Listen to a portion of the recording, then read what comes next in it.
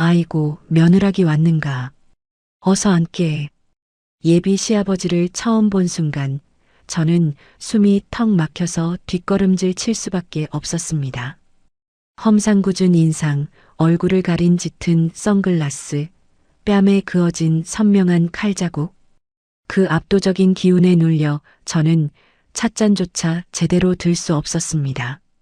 그런데 결혼식 일주일 뒤 가게 주방에서 핑크색 앞치마를 두르고 칼질을 하던 아버님 앞에 검은 양복을 입은 수십 명의 사내들이 몰려와 90도로 고개를 숙였습니다. 형님, 결혼 축하드립니다. 그날 제 평범했던 반찬 가게는 순식간에 조폭의 아지트가 되어버렸습니다. 동네 사람들의 손가락질과 조롱 속에서 시작된 기막힌 동거. 과연 저는 이 무시무시한 시아버지와 무사히 가족이 될 수 있을까요?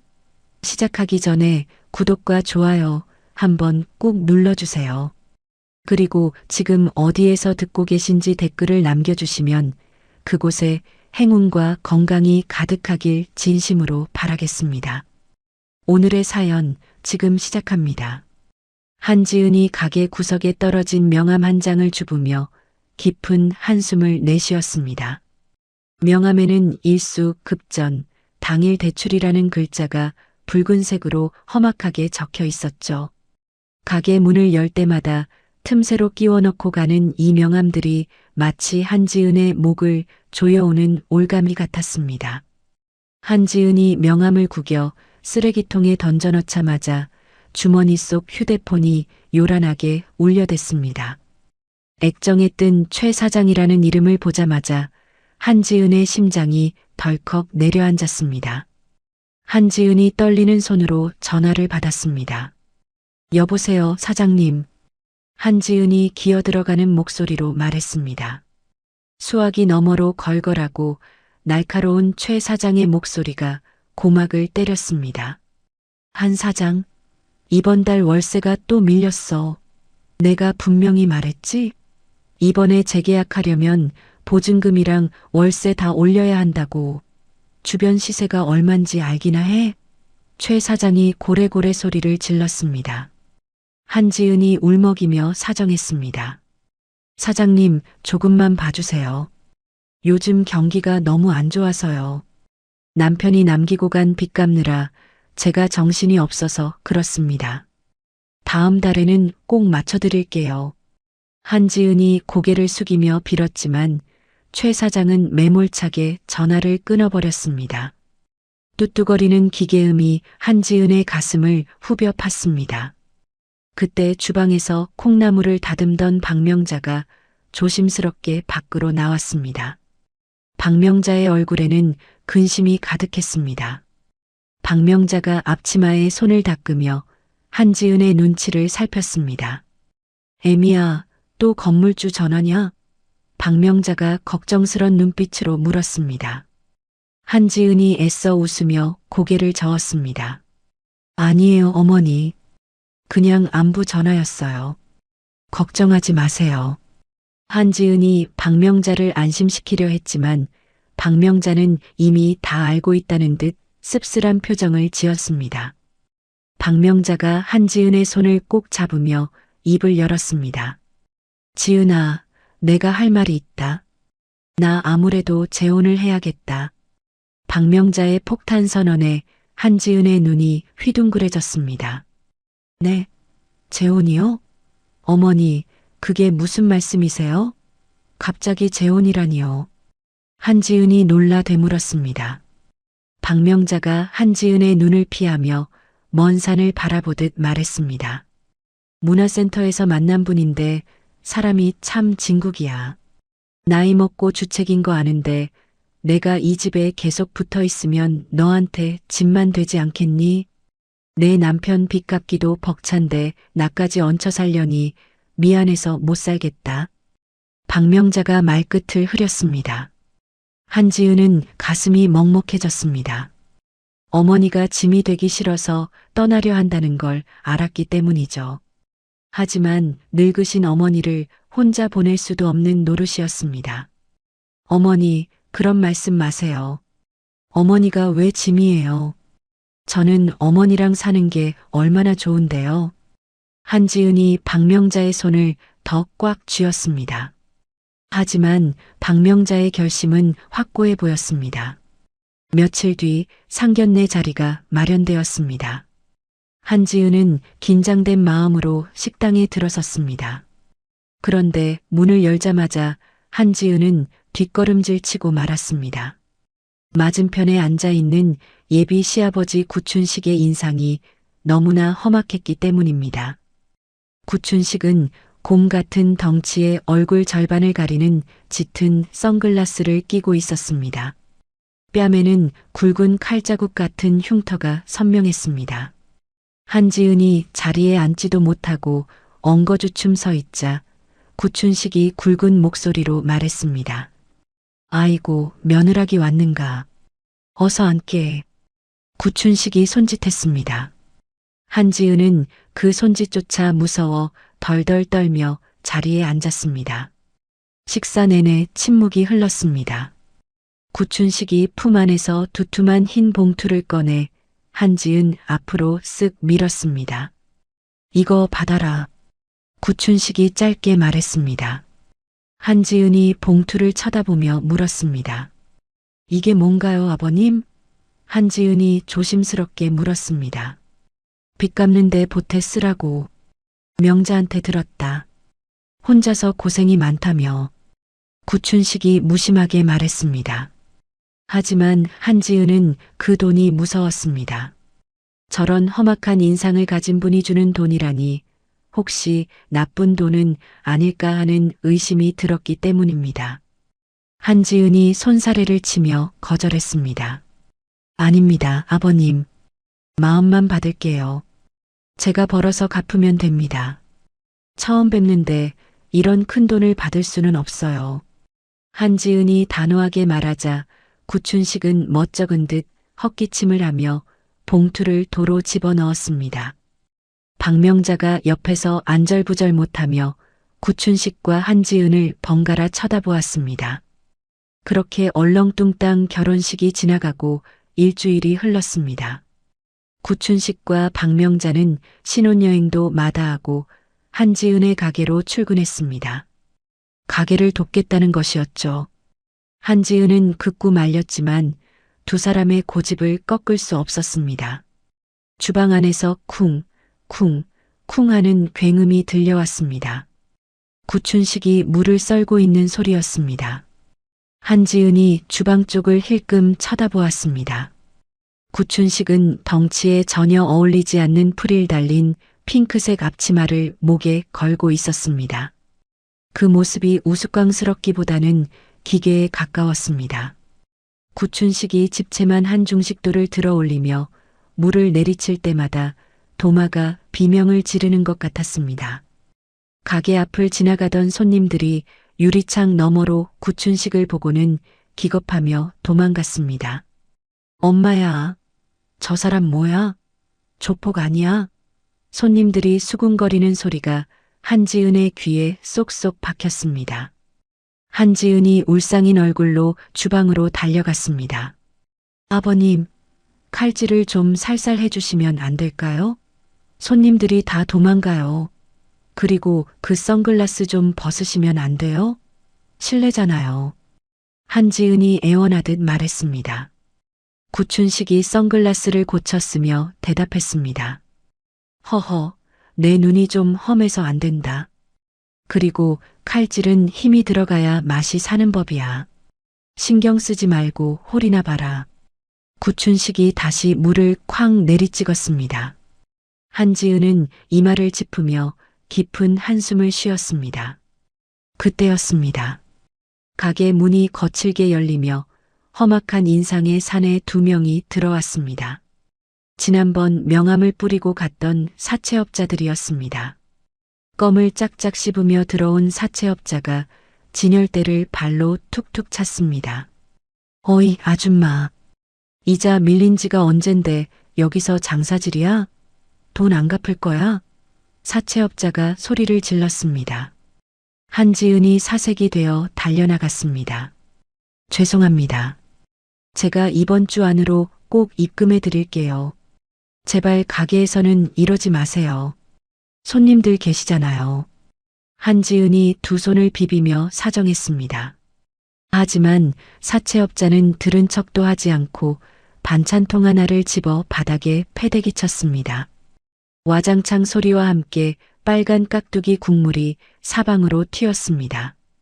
입금은 무슨, 당장 돈 내놔. 안 그러면 오늘 이 가게 싹 다 뒤집어 엎어버릴 거니까. 사채업자가 한지은의 어깨를 밀쳤습니다. 한지은이 중심을 잃고 휘청거렸습니다.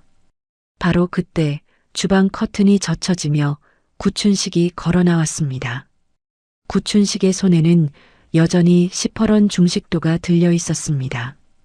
구춘식이 낮고 굵은 목소리로 말했습니다. 어떤 놈들이 남의 영업장에서 행패야. 구춘식의 목소리에 가게 안의 공기가 서늘해졌습니다. 사채업자들이 구춘식을 보고 흠칫 놀랐지만 곧 구춘식의 핑크색 앞치마를 보고 비웃음을 터뜨렸습니다. 뭐야, 이 할아방구는? 주방 아줌마야? 칼 들고 설치면 우리가 무서워할 줄 알아? 사채업자 중 한 명이 구춘식에게 다가가 가슴을 밀쳤습니다. 구춘식은 꿈쩍도 하지 않았습니다. 오히려 구춘식의 손이 번개처럼 움직여 사채업자의 손목을 낚아챘습니다. 아, 아파. 이거 안 나. 사채업자가 비명을 질렀습니다. 구춘식은 사채업자의 손목을 쥔 채 무표정한 얼굴로 말했습니다. 노인네가 죽고 싶냐고? 젊은 놈들이 예의가 없어도 유분수지. 당장 꺼져라. 구춘식이 손목을 비틀자 사채업자가 무릎을 꿇으며 바닥을 굴렀습니다. 다른 사채업자가 품 안에서 뭔가를 꺼내려 할 때였습니다. 기, 쾅. 가게 밖 도로에서 타이어 타는 냄새와 함께 엄청난 굉음이 들려왔습니다. 한지은과 사채업자들, 그리고 박명자까지 모두 놀라 창밖을 쳐다보았습니다. 검은색 고급 세단 5대가 비상등을 번쩍이며 가게 앞을 완전히 가로막고 서 있었습니다. 차 문이 동시에 열리더니 검은 양복을 입은 건장한 사내 수십 명이 쏟아져 나왔습니다. 그들은 마치 훈련된 군인들처럼 일사불란하게 움직여 가게 입구를 봉쇄했습니다. 주변을 지나던 행인들은 비명을 지르며 도망치거나 셔터를 내리고 숨었습니다. 가게 안은 순식간에 정적에 휩싸였습니다. 사채업자들은 얼굴이 하얗게 질려 벽 쪽으로 뒷걸음질 쳤습니다. 이게 무슨 일이야? 한지은이 입을 틀어막았습니다. 검은 양복들이 좁은 가게 안으로 밀물처럼 들이닥쳤습니다. 꽉 찬 가게 안에서 그들의 시선은 오직 한 사람, 구춘식에게 꽂혀 있었습니다. 무리 중 가장 덩치가 크고 인상이 험악한 남자가 앞으로 성큼성큼 걸어 나왔습니다. 행동대장이었습니다. 행동대장은 구춘식 앞에 서더니 무릎을 털썩 꿇었습니다. 형님, 결혼 축하드립니다. 저희가 늦었습니다. 행동대장의 우렁찬 목소리가 가게 천장을 뚫을 듯 울려 퍼졌습니다. 그러자 뒤에 서 있던 수십 명의 사내들이 약속이나 한 듯 동시에 허리를 90도로 굽히며 복창했습니다. 형님, 행복하십시오. 수십 명의 굵은 목소리가 합쳐져 엄청난 진동을 만들어냈습니다. 진열대에 놓인 반찬통들이 달달 떨렸습니다. 한지은은 너무 놀라 다리에 힘이 풀려 주저앉고 말았습니다. 사채업자들은 이미 구석에 처박혀 벌벌 떨고 있었습니다. 한지은이 떨리는 눈동자로 구춘식을 올려다보았습니다. 핑크색 앞치마를 두른 구춘식은 난처한 표정으로 이마를 짚고 있었습니다. 아이고, 이 화상들이 기어코. 구춘식이 작게 중얼거렸습니다. 한지은의 머릿속이 하얗게 변했습니다. 그저 인상 험한 노인인 줄 알았던 새 시아버지가 조폭들의 형님이라니. 그때 가게 밖에서 스마트폰 셔터 소리가 찰칵찰칵 들려왔습니다. 동네 맘카페 운영진이 가게 유리창에 붙어서 이 믿지 못할 광경을 찍고 있었던 겁니다. 한지은은 그 카메라 렌즈가 마치 총구처럼 느껴졌습니다. 사건이 있고 난 다음 날 아침 가게 안은 찬물을 끼얹은 듯 싸늘했습니다. 한지은이 휴대폰 화면을 들여다보다가 바들바들 떨리는 손으로 입을 틀어막았습니다. 화면 속 맘카페 게시판에는 어제 조폭들이 90도로 인사하던 사진이 대문짝만하게 걸려 있었습니다. 제목은 더욱 자극적이었습니다. 우리 동네 반찬 가게 조폭 자금 세탁소 의혹. 한지은이 털썩 주저앉으며 소리쳤습니다. 이게 다 뭐예요? 사람들이 우리 가게 보고 조폭 자금 세탁소래요. 댓글 좀 보세요. 밤마다 검은 차들이 와서 마약을 거래하는 것 같다느니 재료도 조폭들이 강매한 썩은 걸 쓴다느니 억측이 사실처럼 퍼지고 있다고요.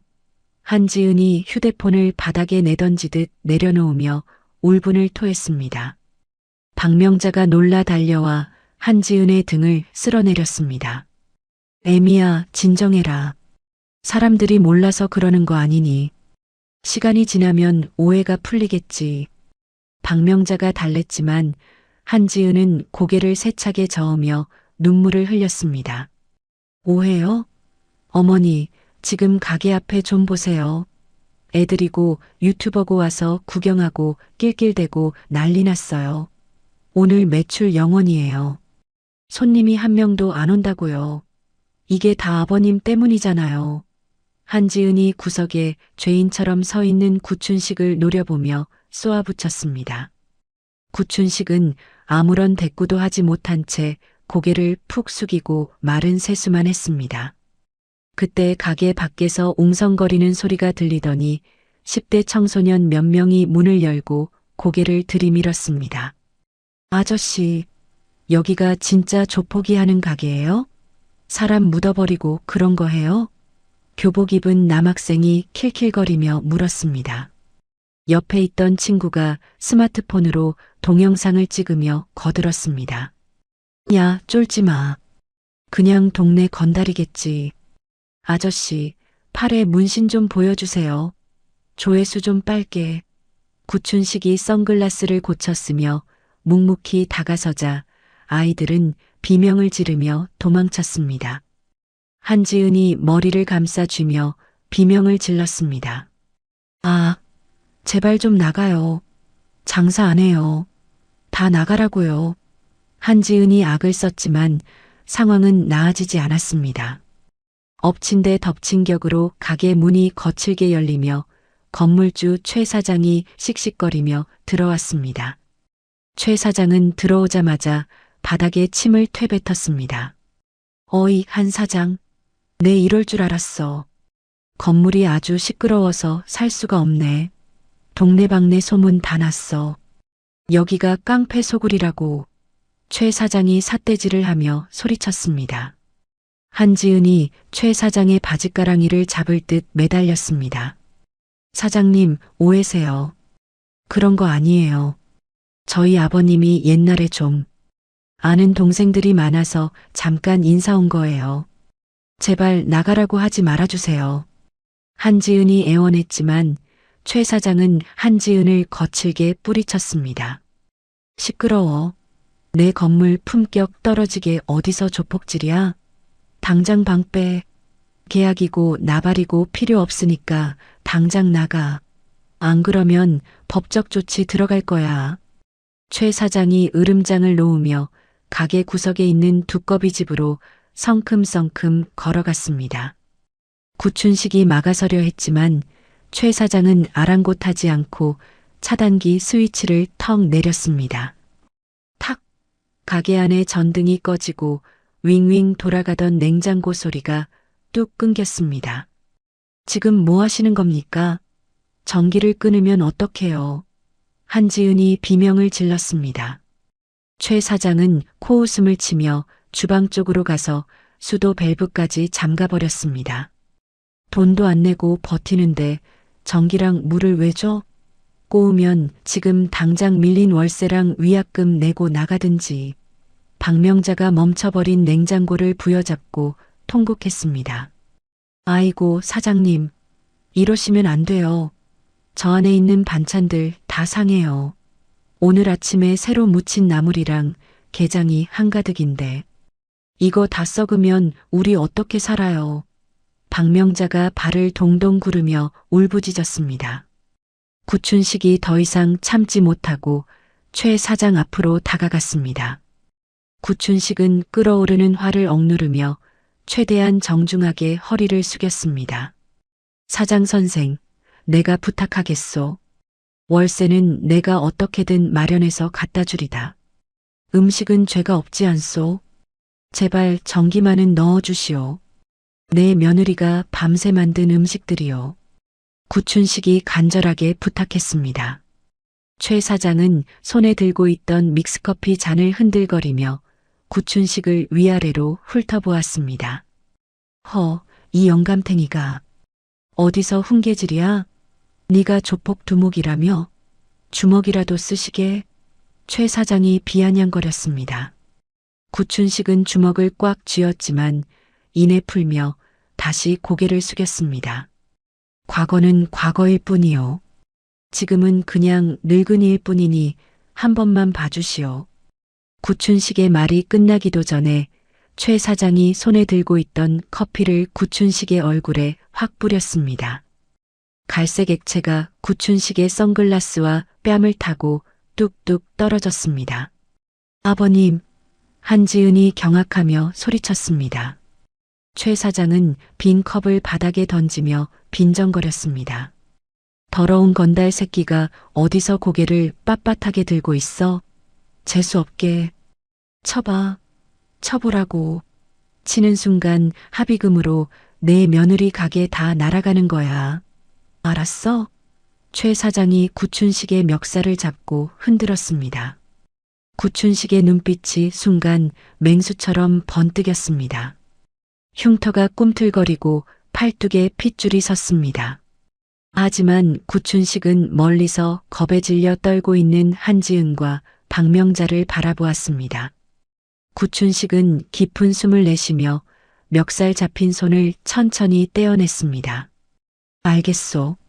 내일 다시 이야기합시다. 돌아가시오. 구춘식이 낮게 으르렁거렸습니다. 최 사장은 구춘식의 기세에 흠칫 놀라 뒷걸음질 치면서도 끝까지 깐족거렸습니다. 쫄았냐? 내일 아침까지 안 비우면 용역 부를 줄 알아. 최 사장이 문을 쾅 닫고 나갔습니다. 가게 안에는 무거운 침묵만이 흘렀습니다. 춘식은 얼굴에 묻은 커피를 말없이 손등으로 닦아냈습니다. 그날 밤 가게 안은 칠흑 같은 어둠에 잠겼습니다.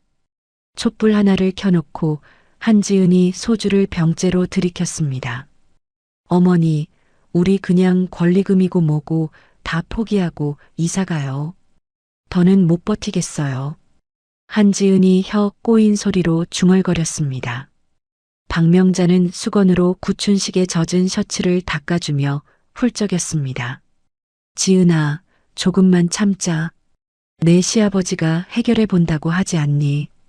박명자가 눈물을 훔쳤습니다. 한지은이 빈 소주병을 테이블에 쾅 내려놓으며 소리쳤습니다. 해결이요? 어떻게 해결해요? 건달들 불러서 건물주랑 싸우기라도 할 거예요? 그럼 우리 진짜 범죄자 되는 거예요. 저 사람 우리 아빠 아니에요. 그냥 전직 깡패일 뿐이라고요. 한지은이 악에 받쳐 소리쳤습니다. 구춘식은 어둠 속에서 아무 말 없이 밖으로 나갔습니다. 새벽 2시 인적 드문 골목길 공중전화 부스 안에서 구춘식이 수화기를 들었습니다. 동전을 넣는 손이 미세하게 떨렸습니다. 신호음이 몇 번 가기도 전에 상대방이 전화를 받았습니다. 김 변호사, 나다. 구춘식이야. 구춘식이 잠긴 목소리로 말했습니다. 수화기 너머에서 놀란 목소리가 들려왔습니다. 형님? 정말 형님이십니까? 살아계셨군요. 그동안 어디 계셨습니까? 구춘식이 주위를 두리번거리며 목소리를 낮췄습니다. 긴 말할 시간 없다. 도움이 필요하다. 내 가족이 벼랑 끝에 몰렸다. 법적으로 처리할 수 있는 서류 좀 준비해 다오.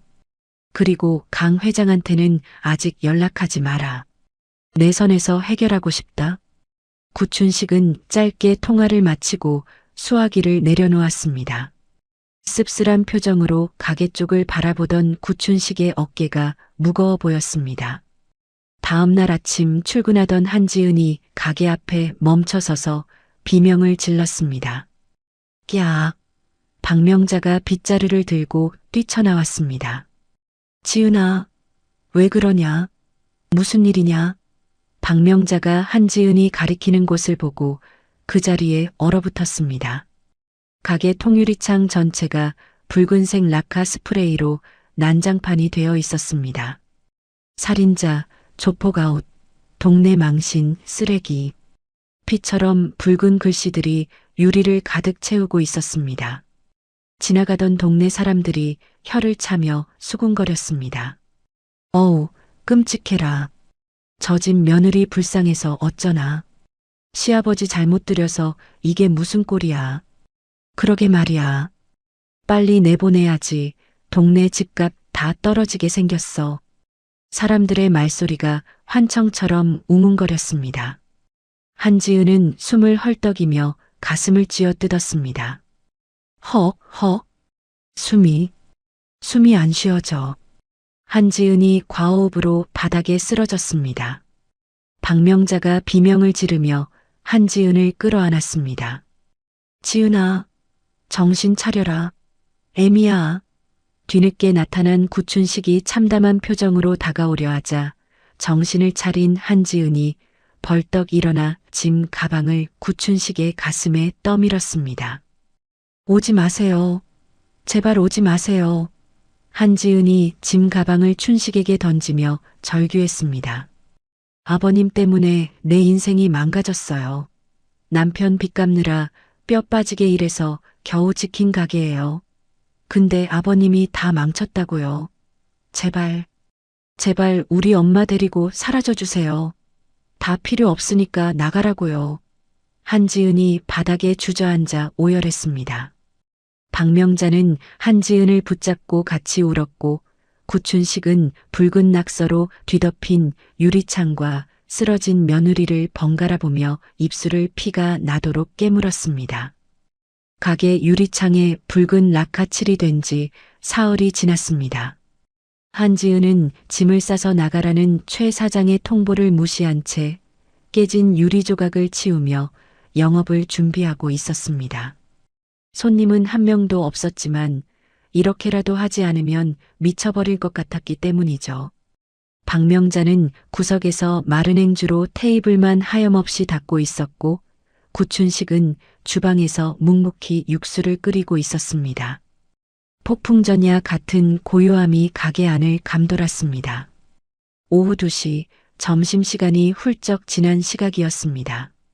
가게 문이 부서질 듯 쾅 열리며 쇠파이프와 야구 방망이를 든 건장한 사내 10수명이 들이닥쳤습니다.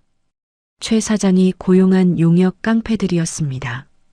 그들 뒤로 눈치를 보던 사채업자 2명도 슬그머니 합류했습니다. 용역 반장이 껌을 짝 씹으며 소리쳤습니다. 어이 아줌마, 오늘까지 비우라고 했을 텐데 배째라 이거야? 얘들아 뭐하냐? 싹 다 밀어버려. 반장의 고함과 동시에 깡패들이 진열장을 야구 방망이로 내리쳤습니다. 와장창, 쨍그랑, 유리가 산산조각 나며 정성껏 만든 반찬들이 바닥으로 쏟아졌습니다. 빨간 양념이 사방으로 튀어가게는 순식간에 아수라장이 되었습니다. 한지은이 비명을 지르며 깡패의 팔을 붙잡았습니다. 안 돼요. 이러지 마세요. 이게 어떻게 만든 건데. 제발 그만하세요. 한지은이 울부짖었지만 깡패는 한지은을 거칠게 밀쳐냈습니다. 이 여자가 미쳤나? 비키라고. 한지은이 힘없이 바닥으로 나뒹굴었습니다. 깨진 유리 조각 위에 넘어진 한지은의 손바닥에서 피가 배어 나왔습니다. 박명자가 기겁하며 달려와 한지은을 감싸 안았습니다. 지은아, 애미야. 아이고, 이 천벌 받을 놈들아. 사람 살려. 박명자가 악을 쓰며 소리쳤습니다. 사채업자 중 한 명이 킬킬거리며 다가와 박명자의 어깨를 발로 툭 찼습니다. 할망구, 시끄러워 죽겠네. 돈도 없는 주제에 목소리는 커가지고. 사채업자가 발길질을 하려는 순간 주방에서 무언가 묵직한 것이 날아와 사채업자의 머리 옆 벽에 퍽 하고 박혔습니다. 중식도였습니다. 사채업자가 하얗게 질린 얼굴로 주방 쪽을 쳐다보았습니다. 구춘식이 뚜벅뚜벅 걸어 나오고 있었습니다. 핑크색 앞치마는 벗어던진 채 흰 셔츠 소매를 걷어붙인 모습이었습니다. 구춘식의 눈에서는 시퍼런 안광이 뿜어져 나왔습니다. 내 가족 털끝 하나 건드리면 지옥을 보여준다고 했을 텐데. 구춘식의 목소리가 지옥에서 올라온 듯 낮게 깔렸습니다. 용역 반장이 춘식의 기세에 잠시 주춤했지만 곧 쪽수를 믿고 비열하게 웃었습니다. 뭐야, 이 늙은이는? 왕년에 주먹 좀 썼나 본데 지금은 그냥 송장이지. 얘들아, 이 영감탱이부터 담가버려. 반장의 지시에 깡패들이 일제히 쇠파이프를 치켜들고 구춘식에게 달려들었습니다. 아버님, 피하세요. 한지은이 비명을 질렀습니다. 구춘식은 피하지 않고 달려오는 깡패의 명치를 주먹으로 가격했습니다. 억소리와 함께 깡패 하나가 나뒹굴었습니다. 하지만 십수명을 상대하기엔 역부족이었습니다. 뒤에서 날아온 강목이 구춘식의 등짝을 강타했습니다. 퍽! 구춘식이 신음하며 휘청거렸습니다. 여보, 박명자가 울부짖었습니다. 구춘식은 이를 악물고 버텼지만 쇠파이프가 연달아 날아와 구춘식의 어깨와 다리를 가격했습니다. 구춘식의 이마에서 붉은 피가 흘러내려 눈을 가렸습니다. 구춘식이 바닥에 한쪽 무릎을 꿇으면서도 쓰러지지 않으려 안간힘을 썼습니다. 사채업자가 신이 나서 소리쳤습니다. 밟아. 아주 다시는 못 일어나게 밟아버려. 용역 반장이 쇠파이프를 높이 쳐들고 구춘식의 머리를 향해 내리치려던 찰나였습니다. 우웅, 기익, 가게 밖 도로 전체가 울릴 만큼 거대한 굉음이 들려왔습니다. 헬리콥터 소리 같기도 하고 거대한 짐승이 우는 소리 같기도 했습니다. 모두의 시선이 창밖으로 쏠렸습니다. 가게 앞 도로 양쪽을 경찰차들이 막아서며 사이렌을 울리고 있었고 그 사이로 집채만 한 검은색 리무진 버스가 미끄러지듯 들어오고 있었습니다. 일반 버스가 아니었습니다. 창문이 썬팅으로 새까맣게 가려진 마치 움직이는 요새 같은 최고급 리무진 버스였습니다. 그 뒤로 검은색 경호 차량 10여 대가 줄지어 멈춰 섰습니다. 이게 뭐야? 용역 반장이 얼이 빠져 쇠파이프를 내렸습니다. 버스 문이 열리기도 전에 경호 차량에서 건장한 요원들이 쏟아져 나왔습니다. 그들은 손에 진압봉을 들고 가게 안으로 들이닥쳤습니다. 전원 제 앞에. 경호 팀장의 짧은 외침과 함께 요원들이 용역 깡패들을 덮쳤습니다. 상황은 순식간에 역전되었습니다. 깡패들은 비명 한 번 제대로 지르지 못하고 바닥에 얼굴을 박고 제압당했습니다. 사채업자들은 구석으로 도망치려다 요원들에게 목덜미가 잡혀 질질 끌려왔습니다. 가게 안은 1분 만에 쥐 죽은 듯 조용해졌습니다. 한지은과 박명자는 서로를 부둥켜 안고 떨고 있었습니다. 잠시 후 리무진 버스의 문이 부드럽게 열렸습니다. 먼저 내린 비서들이 바닥에 붉은 카펫을 깔 듯 길을 만들었습니다. 그리고 한 중년 신사가 차에서 내렸습니다. 은백색 머리카락을 단정하게 빗어넘기고 맞춤 정장을 입은 그의 풍채에서는 범접할 수 없는 귀티가 흘렀습니다. 국내 식품 업계를 주름잡는 강성 푸드의 강 회장이었습니다. 강 회장은 흙먼지가 날리고 피비린내가 진동하는 가게 안으로 성큼성큼 걸어 들어왔습니다. 뒤따라 들어오던 최 사장이 강 회장의 얼굴을 보고는 다리에 힘이 풀려 주저앉았습니다. 강 회장님? 회장님이 여길 어떻게? 최 사장이 덜덜 떨며 중얼거렸습니다. 하지만 강 회장의 눈에는 최 사장 따위는 보이지 않았습니다.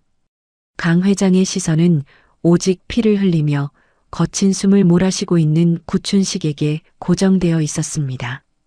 강 회장의 눈가가 파르르 떨렸습니다. 강 회장이 구춘식 앞으로 달려가더니 그 비싼 양복 바지가 더러워지는 것도 아랑곳하지 않고 흙가닥에 무릎을 꿇었습니다. 그리고 바닥에 머리가 닿도록 큰 절을 올렸습니다. 형님, 강 회장의 울먹이는 목소리가 가게 안을 울렸습니다. 제압당한 깡패들도 한지은도 박명자도 숨을 멈추고 그 광경을 지켜보았습니다. 이 못난 아우가 너무 늦게 왔습니다. 용서하십시오, 형님. 강 회장이 고개를 들지 못하고 흐느꼈습니다. 구춘식은 덤덤한 표정으로 옷소매로 이마의 피를 쓱 닦아냈습니다. 그리고는 피 묻은 손을 뻗어 강 회장의 어깨를 툭 쳤습니다.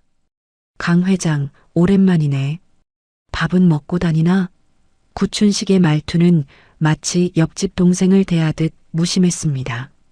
강 회장이 고개를 들며 눈물을 글썽였습니다. 형님 뵙는데 밥이 넘어가겠습니까? 면목이 없습니다.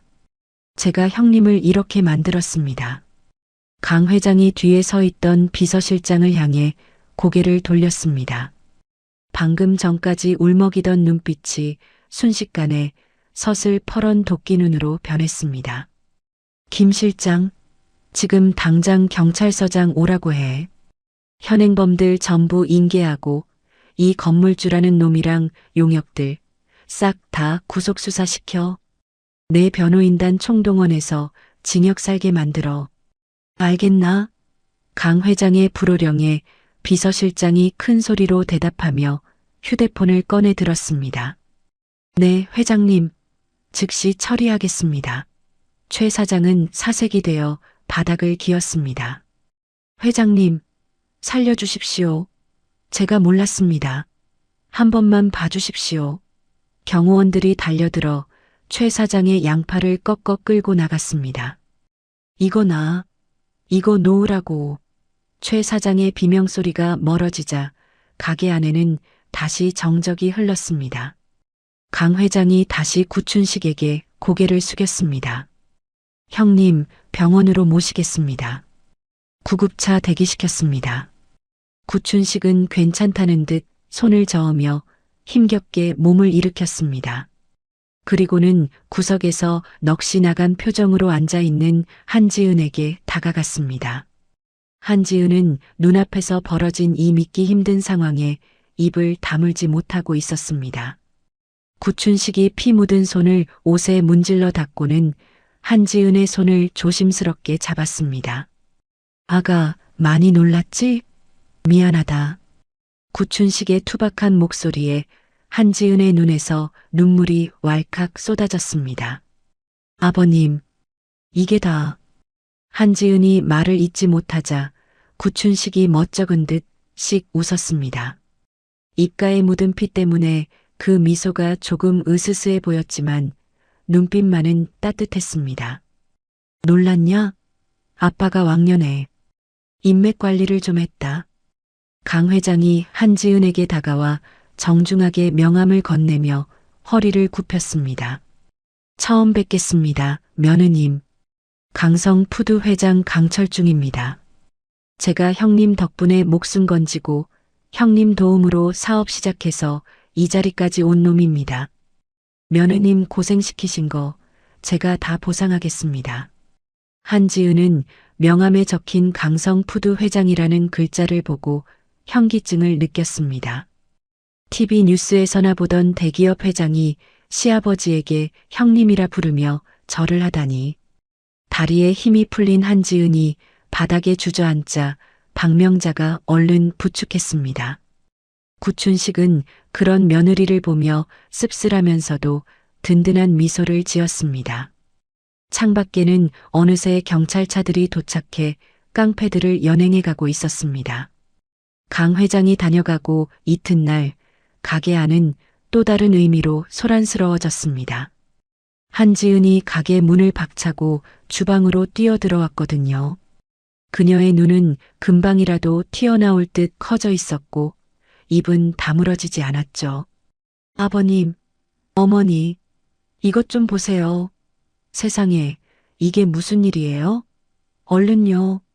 한지은이 휴대폰 화면을 구춘식의 코앞에 들이밀었습니다. 화면에서는 강 회장의 회사 로고가 박힌 다큐멘터리 영상이 재생되고 있었어요. 제목은 어둠에서 빛으로 주먹대신 국자를 든 남자, 구춘식의 참회록이었죠. 영상 속에는 구춘식이 과거 조직을 해체하고 전 재산을 고아원에 기부했던 내역이 증거 자료와 함께 파노라마처럼 흘러나오고 있었습니다. 시장 상인들을 괴롭히던 악덕 사채업자들을 응징하고 지켜주었던 일화들도 생생하게 담겨 있었고요. 이게 뭐냐? 남사스럽게 이런 걸 왜? 구춘식이 얼굴을 붉히며 고개를 획 돌려버렸습니다. 하지만 한지은은 신이 나서 댓글창을 스크롤하며 소리쳤죠. 댓글 좀 보세요. 반응이 완전히 뒤집어졌어요. 진짜 남자가 나타났다. 현실판 홍길동이다. 조폭이 아니라 혁객이었네. 난리도 아니에요. 어제까지만 해도 악플 달던 사람들이 지금은 다 응원한다고 바뀌었어요. 아버님, 이제 우리 살았어요. 한지은의 목소리가 흥분으로 파르르 떨렸습니다. 박명자가 돋보기를 쓰고 화면을 들여다보며 눈시울을 붉혔죠. 영감, 세상 사람들이 이제야 당신 진심을 알아주네요. 내가 다 속이 시원해요. 박명자가 구춘식의 투박한 손을 꼭 잡았습니다. 구춘식은 쑥스러운 듯 헛기침만 해대며 어쩔 줄 몰라 했어요. 그때 가게 밖에서 트럭 소리가 요란하게 들려왔습니다. 강 회장이 보낸 리모델링 공사팀이 도착한 것이었죠. 작업복을 입은 인부들이 우르르 내려가게 안에 짐을 옮기기 시작했습니다. 강 회장이 반짝이는 구두를 신고 현장 감독처럼 지시를 내리며 들어왔습니다. 자자, 조심해서 옮겨. 형님 쓰실 주방 기구는 최고급으로 세팅해. 며느님, 제가 말씀드린 콘셉트 마음에 드십니까? 강 회장이 자신만만한 표정으로 조감도를 펼쳐 보였습니다. 간판에는 큰형님 반찬 앤드 포차라는 글씨가 굵고 힘있는 필체로 적혀 있었고 그 아래에는 전직 보스가 손 씻고 칼 잡은 집이라는 문구가 선명했죠. 한지은이 조금 걱정스러운 표정으로 물었습니다. 회장님, 정말 이렇게 해도 될까요? 너무 조폭 이미지를 내세우는 건 아닌지. 손님들이 무서워하면 어쩌죠? 한지은이 우려하자 강 회장이 호탕하게 웃으며 손사래를 쳤습니다. 에이, 며느님. 요즘은 스토리가 있어야 먹힙니다. 형님의 반전 과거, 그리고 가족을 지키려는 그 마음. 이게 바로 대박 포인트라니까요. 저만 믿으십시오. 그리고 저기 골치 아픈 놈들도 정리했습니다. 강 회장이 턱짓으로 가게 밖을 가리켰습니다. 가게 밖에서는 양복 입은 변호사들이 사채업자들에게 서류를 내밀고 있었어요. 사채업자들은 잔뜩 겁에 질린 표정으로 도장을 찍더니 한지은을 향해 90도로 허리를 굽혀 인사하고는 도망치듯 사라졌죠. 한지은은 알터니가 빠진 듯 가슴이 뻥 뚫리는 기분을 느꼈습니다. 리모델링 공사가 진행되는 일주일 동안 구춘식과 한지은은 임시 주방에서 메뉴 개발에 매달렸습니다. 구춘식이 낡고 손때 묻은 수첩 하나를 꺼내 펼쳤습니다. 깨알 같은 글씨로 레시피가 빼곡하게 적혀 있었죠. 이게 내가 교도소에 있을 때랑 산속에 숨어 살 때 연구한 궁극의 비율이다. 잘 봐라. 구춘식이 비장한 표정으로 묵은지를 꺼냈습니다. 김치찜은 김치가 무르면 안 돼. 아삭하면서도 푹 익어야지. 그리고 이 돼지고기는 칼로 썰지 말고 이렇게 손으로 찢어야 간이 잘 배는 법이야. 알겠냐? 구춘식의 손놀림은 거침이 없었습니다. 투박한 손마디에서 섬세한 손길이 나올 때마다 한지은은 감탄을 금치 못했죠. 아버님, 아니 주방장님. 정말 대단하세요. 저는 10년을 해도 이 맛이 안 나던데. 비법이 뭐예요? 한지은이 끓고 있는 김치찜 국물을 맛보며 눈을 동그랗게 떴습니다. 맵고 칼칼하면서도 뒤끝이 달짝지근한 그야말로 중독적인 맛이었거든요. 구춘식이 땀을 닦으며 무심하게 대답했습니다. 비법은 무슨, 그냥 밥 먹는 사람 생각하면서 만드는 거지. 내 새끼들 먹인다 생각하면 재료를 아낄 수 있겠냐? 불 조절을 대충 하겠냐? 정성이 반이다. 구춘식의 말에 한지은의 가슴이 뭉클해졌습니다. 한지은은 앞치마 끈을 고쳐 매며 다시 한번 각오를 다졌죠. 저도 열심히 배울게요. 아버님 수제자 소리 듣게 해주세요. 한지은이 씩씩하게 대답하자 구춘식의 입가에 옅은 미소가 번졌습니다. 재오픈을 사흘 앞둔 날 가게 안이 떠들썩해졌습니다. 구독자 100만 명을 보유한 유명 유튜버 매운맛 킬러가 방송 장비를 들고 찾아왔기 때문이죠. 강 회장의 홍보팀이 섭외한 것이었습니다. 안녕하세요, 구독자 여러분. 오늘은 조폭, 아니, 전직 큰형님이 운영한다는 전설의 맛집에 왔습니다. 아, 분위기부터가 살벌하네요. 유튜버가 카메라를 들고 가게 이곳저곳을 비추며 호들갑을 떨었습니다. 구춘식은 주방에서 묵묵히 웍을 돌리고 있었어요. 타오르는 불길이 구춘식의 흉터난 얼굴을 붉게 비췄죠. 유튜버가 주방으로 다가가 구춘식에게 마이크를 들이댔습니다. 형님, 오늘 메뉴가 지옥 불맛 제육이라는데 얼마나 매운 겁니까? 제가 매운맛 킬러거든요. 저를 울릴 수 있습니까? 유튜버가 도발적으로 질문했습니다. 구춘식은 대꾸도 없이 갓 볶아낸 제육볶음 접시를 배식구에 턱 내려놓았습니다. 먹어보고 떠들어. 식으면 맛없다. 구춘식의 짧고 굵은 한마디에 유튜버는 당황한 듯 웃으며 제육볶음 한 점을 입에 넣었습니다. 뭐 색깔은 빨간데 냄새는 좋네. 으악. 유튜버의 얼굴이 순식간에 홍당무처럼 빨개졌습니다. 매워. 진짜 매워요. 근데 맛있어. 젓가락을 못 놓겠네. 물 좀 주세요. 유튜버가 발을 동동 구르며 물을 찾았습니다. 그때 구춘식이 냉장고에서 살얼음이 동동 뜬 동치미 한 그릇을 꺼내 유튜버 앞에 툭 던지듯 놓았죠. 물배 채우지 말고 이거 마셔. 속 버린다. 무심한 듯 챙겨주는 구춘식의 모습에 채팅창이 폭발했습니다. 와, 츤데레 미쳤다. 형님 매력 쩐다. 저기 어디냐, 당장 간다. 동치미 국물을 들이킨 유튜버가 엄지를 치켜 세웠습니다. 형님, 존경합니다. 진짜 큰형님으로 모시겠습니다. 가게 안은 유튜버의 호들갑과 웃음소리로 가득 찼습니다. 한지은은 그 모습을 보며 안도의 한숨을 내쉬었죠. 이제 정말 잘 될 일만 남은 것 같았습니다. 하지만 구석자리에서 행주를 개던 박명자의 표정은 조금 달랐습니다.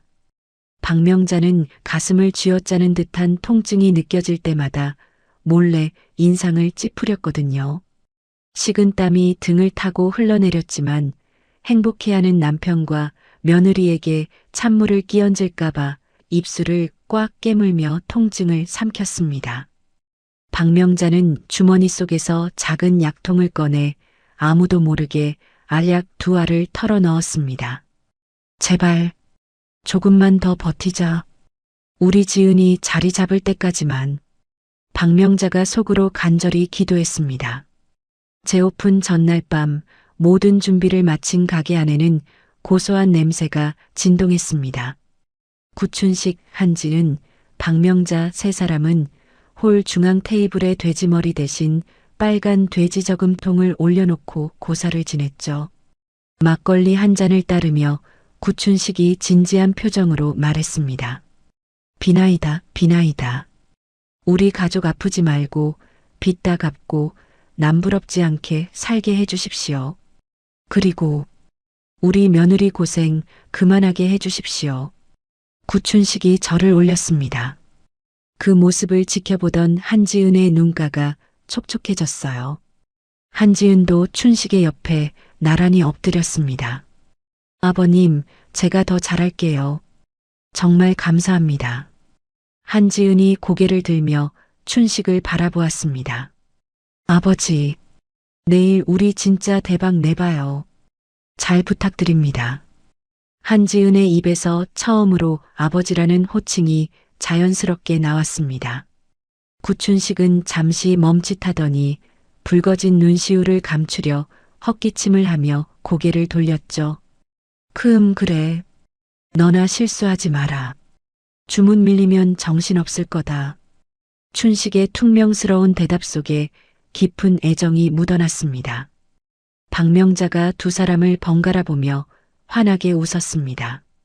아이고, 우리 영감 좋아서 입 찢어지네. 지은아, 너의 아버지가 표현은 절에도 속은 두부다, 두부. 3사람의 웃음소리가 밤늦도록 가게 안에 머물렀습니다. 한지은이 가게 밖으로 나와 간판 스위치를 올렸죠.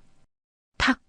큰형님 반찬 앤드 포차라는 네온 사인이 어두운 골목을 대낮처럼 환하게 비쳤습니다. 그 불빛 아래 나란히 선 3사람의 그림자가 길게 이어졌습니다. 마치 하나의 덩어리처럼 단단하게 뭉친 가족의 모습이었죠.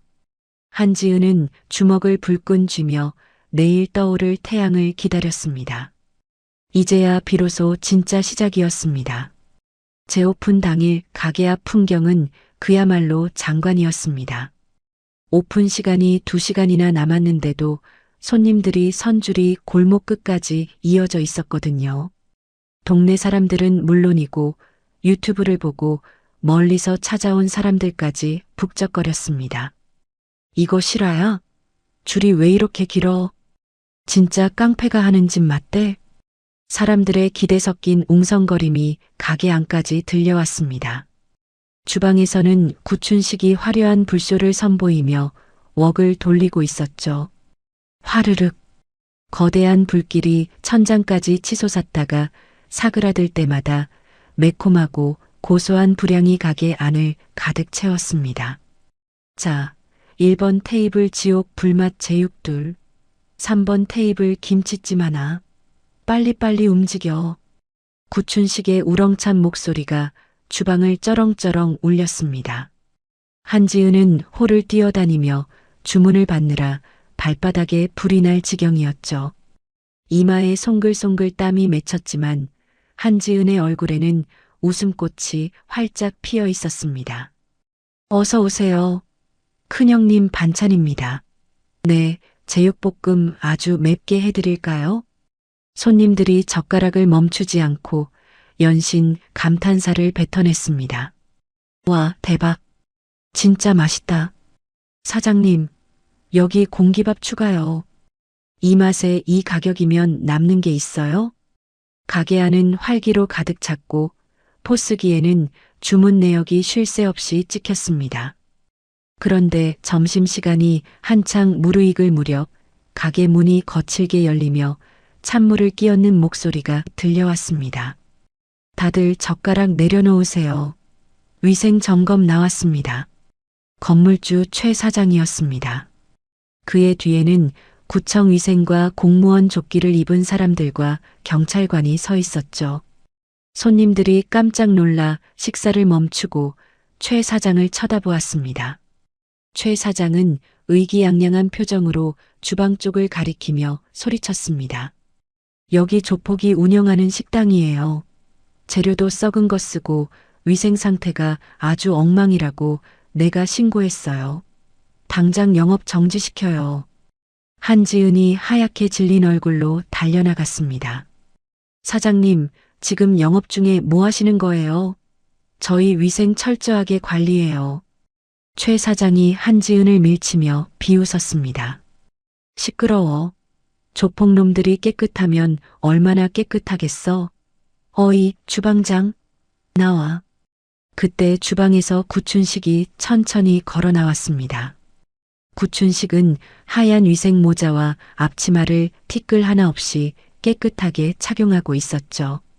구춘식이 공무원들을 향해 당당하게 주방 문을 활짝 열어젖혔습니다. 볼 테면 봐라. 먼지 한 톨이라도 나오면 내가 오늘 당장 가게 문 닫으마. 공무원들이 주방 안으로 들어갔습니다. 하지만 주방은 구춘식의 결벽증적인 성격 덕분에 수술실만큼이나 반짝반짝 빛나고 있었어요. 스테인리스 조리대는 거울처럼 얼굴이 비쳤고 식재료는 완벽하게 소분되어 라벨링까지 되어 있었거든요. 공무원들이 난감한 표정으로 최 사장을 바라보았습니다. 선생님, 위생 상태가 아주 훌륭한데요? 지적할 게 하나도 없습니다. 오히려 모범업소로 지정해도 될 정도예요. 허위 신고하시면 곤란합니다. 공무원의 말에 최 사장의 얼굴이 울그락불그락해졌습니다. 그럴 리가 없어. 저놈들이 숨겨놨겠지. 다시 찾아봐. 최 사장이 억지를 부리며 행패를 부리려던 순간이었습니다. 가게 안에 있던 TV 뉴스 속보에서 앵커의 다급한 목소리가 흘러나왔습니다. 속보 악덕 건물주들의 횡포가 도를 넘고 있습니다. 상가 임차인들을 상대로 불법 증축을 일삼고 용역 깡패를 동원해 폭력을 사주한 건물주 최 모 씨에 대해 경찰이 구속영장을 신청했습니다. TV 화면에는 모자이크 처리된 최 사장의 얼굴과 며칠 전 가게에서 깡패들이 난동을 부리던 CCTV 영상이 그대로 나오고 있었죠. 손님들이 TV와 최 사장을 번갈아 보며 수군거렸습니다. 저 사람 아니야? 뉴스에 나온 건물주? 맞네. 용역 깡패 불렀다는 그 사람. 완전 쓰레기네, 저거. 최 사장이 넋이 나간 표정으로 TV를 멍하니 쳐다보았습니다. 그때 가게 문을 열고 정장 입은 변호사가 경찰들과 함께 들어왔습니다. 강 회장이 보낸 법무팀 변호사였죠. 변호사가 최 사장 앞으로 다가와 서류를 들어보였습니다. 최필수 씨 되시죠? 특수폭행 교사, 업무방해, 그리고 협박 혐의로 긴급 체포합니다. 증거는 차고 넘치니까 변명은 서석 가서 하시죠. 변호사의 말과 동시에 경찰관이 최 사장의 손목에 수갑을 채웠습니다. 철컥. 차가운 금소금이 가게 안에 울려 퍼졌습니다. 최 사장이 발버둥 치며 소리쳤습니다. 이거 나. 내가 누군지 알아? 내 건물이야. 내 건물이라고. 경찰관이 최 사장을 강제로 끌고 가려 하자 최 사장은 다급하게 구춘식의 바짓가랑이를 잡고 늘어졌습니다. 형님, 제가 잘못했습니다. 한 번만 봐주십시오. 제가 잠깐 미쳤었나 봅니다. 살려주십시오. 최 사장이 콧물 눈물을 흘리며 비굴하게 애원했습니다. 구춘식은 차가운 눈으로 바닥에 엎드린 최 사장을 내려다보았죠. 용서는 피해자한테 비는 거다. 나한테 이러지 말고 내 며느리한테 사과해라. 구춘식의 서슬 퍼런 일갈에 최 사장은 엉금엉금 기어서 한지은 앞으로 갔습니다. 그리고는 바닥에 머리를 쿵쿵 찌으며 빌었습니다. 한 사장님, 아니 사장님, 제가 죽을 죄를 지었습니다. 합의 좀 해주십시오. 예. 한지은은 떨리는 주먹을 꽉 쥐고 최 사장을 내려다보았습니다. 지난 시간 동안 겪었던 서름이 주마등처럼 스쳐 지나갔거든요. 한지은이 단호하고 또렷한 목소리로 말했습니다. 사과 안 받아요. 법대로 처벌받으세요. 그리고 이제 당신 건물 아니잖아요. 뉴스 보니까 건물도 압류당하게 생겼던데요. 한지은의 사이다 같은 발언에 손님들이 일제히 환호성을 질렀습니다. 잘한다. 사장님 멋져요. 저런 놈은 콩밥을 먹어야 정신 차리지. 나쁜 놈 꼴 좋다. 가게 안에는 손님들의 박수 소리가 우레와 같이 쏟아졌습니다. 최 사장은 경찰들에게 질질 끌려가게 밖으로 쫓겨났죠. 구춘식이 주방에서 나와 한지은의 어깨를 툭툭 두드려 주었습니다. 한지은은 그제야 긴장이 풀린 듯 다리에 힘이 풀려 구춘식에게 기댔습니다. 아버님, 저 잘한 거 맞죠? 그래, 아주 잘했다. 내 며느리 장하다. 그날 밤 재료가 모두 소진되어 일찍 문을 닫았습니다. 셔터가 내려간 가게 안 한지은이 떨리는 손으로 정상기 마감 버튼을 눌렀습니다. 영수증이 뱀처럼 길게 뽑혀 나왔죠. 한지은이 영수증에 찍힌 총 매출액을 보고는 입을 다물지 못했습니다. 어머니, 아버님, 이것 좀 보세요. 오늘 하루 매출이 지난달 한 달치보다 많아요. 한지은의 눈에서 참았던 눈물이 왈칵 쏟아졌습니다. 박명자가 한지은을 끌어안고 같이 울음을 터뜨렸습니다. 아이고 고생했다. 우리 지은이 정말 고생했어. 하느님이 도우셨나 보다. 구춘식도 붉어진 눈시울을 훔치며 헛기침을 했습니다. 세 사람은 가게 한가운데에 신문지를 깔고 삼겹살 파티를 열었습니다. 지글지글 고기 굽는 소리와 고소한 냄새가 가게 안을 따뜻하게 채웠죠. 구춘식이 소주잔을 높이 들며 말했습니다. 자, 다들 고생 많았다.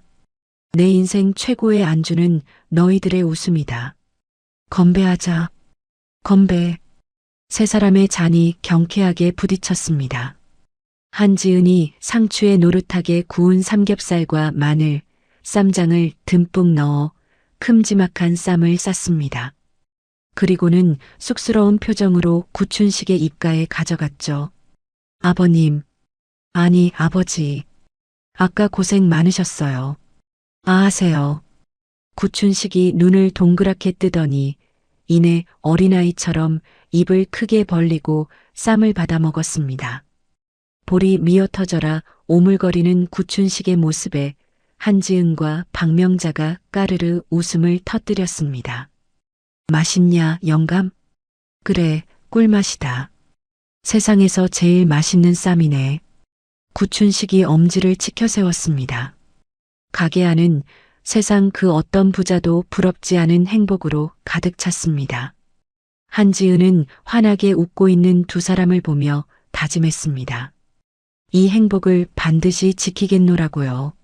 하지만 창밖에는 비가 한 방울씩 떨어지기 시작했고 박명자는 가슴을 쥐고 몰래 가쁜 숨을 몰아쉬고 있었습니다. 가게가 대박이 난 지 어느덧 한 달이 지났습니다. 큰형님 반찬 앤드 포차는 이제 동네 맛집을 넘어 전국구 명소가 되었죠.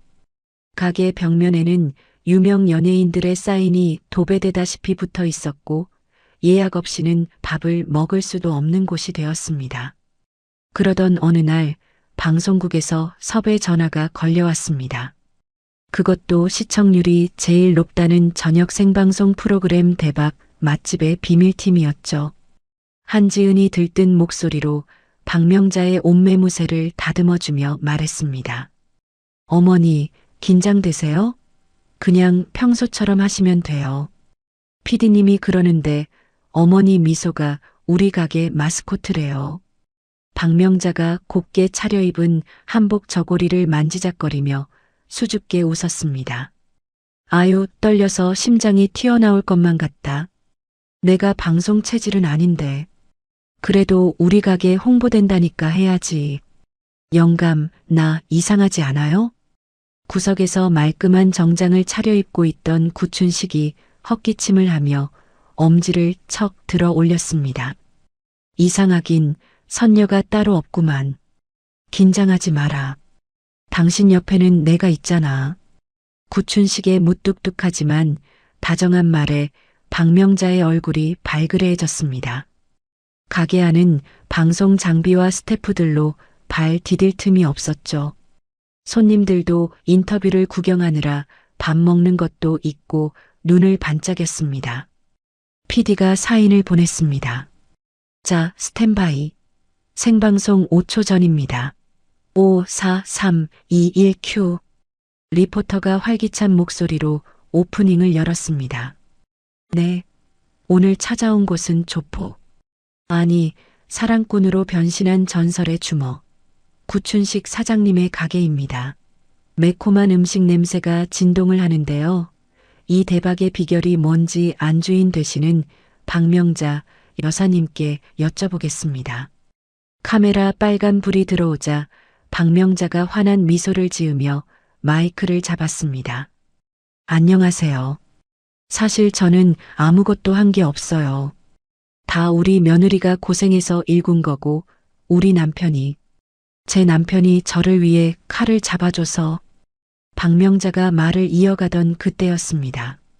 갑자기 박명자의 미간이 찌그러지더니 잡고 있던 마이크 손에 힘이 들어갔습니다. 으윽! 외마디 비명과 함께 박명자가 가슴을 부여잡고 그대로 바닥으로 고꾸라졌습니다. 쿵! 둔탁한 소리가 가게 안의 모든 소음을 집어삼켰습니다. 어머니, 여보. 한지은과 구춘식이 동시에 비명을 지르며 달려들었습니다. 생방송 카메라는 바닥에 쓰러져 경련을 일으키는 박명자의 모습을 그대로 송출하고 있었죠. 가게 안은 순식간에 아수라장이 되었습니다. 방송 끊어. 구급차 불러. 빨리. PD가 소리쳤고 구춘식은 사색이 되어 박명자를 흔들었습니다. 여보, 정신 차려. 눈 좀 떠봐. 나야, 춘식이. 박명자의 의식은 이미 흐릿해져 있었고 입가에는 거품이 보글거리고 있었습니다. 구춘식은 더 지체할 수 없다는 듯 박명자를 번쩍 안아들고 가게 밖으로 뛰쳐나갔습니다. 비켜. 다 비키라고. 구춘식이 짐승처럼 포효하며 인파를 뚫고 나갔습니다. 하지만 가게 앞 좁은 골목길은 구경꾼들이 불법 주차해 놓은 차들로 꽉 막혀 있었습니다. 저 멀리서 구급차 사이렌 소리가 들려왔지만 꽉 막힌 차들 때문에 진입을 못하고 있었죠. 이런 젠장, 차 좀 빼. 사람 죽어. 구춘식이 목이 터져라 소리쳤지만 차주들은 어디 갔는지 보이지 않았습니다. 1분 1초가 급한 상황이었습니다. 구춘식의 눈에 핏발이 섰습니다. 구춘식은 박명자를 한지은에게 잠시 맡기더니 길을 막고 있는 외제차 앞으로 달려갔습니다. 아버님, 뭐 하시려고요? 한지은이 놀라 소리쳤습니다. 구춘식은 대답 대신 맨주먹으로 운전석 유리창을 내리쳤습니다. 쾅! 유리에 금이 갔지만 깨지지 않았습니다. 구춘식은 고통도 잊은 채 팔꿈치로 다시 한번 유리를 가격했습니다. 와장창! 유리 파편이 튀며 구춘식의 팔에서 피가 솟구쳤습니다. 하지만 구춘식은 아랑곳하지 않고 차 문을 열어 사이드 브레이크를 풀었습니다. 그리고는 온몸에 힘을 다해 차를 옆으로 밀어버렸습니다. 으아! 구춘식의 기합 소리와 함께 육중한 외제차가 옆으로 밀려나며 겨우 구급차가 지나갈 공간이 생겼습니다. 구급대원들이 들것을 들고 뛰어왔습니다. 빨리. 환자분 호흡이 불안정해요. 서둘러야 합니다.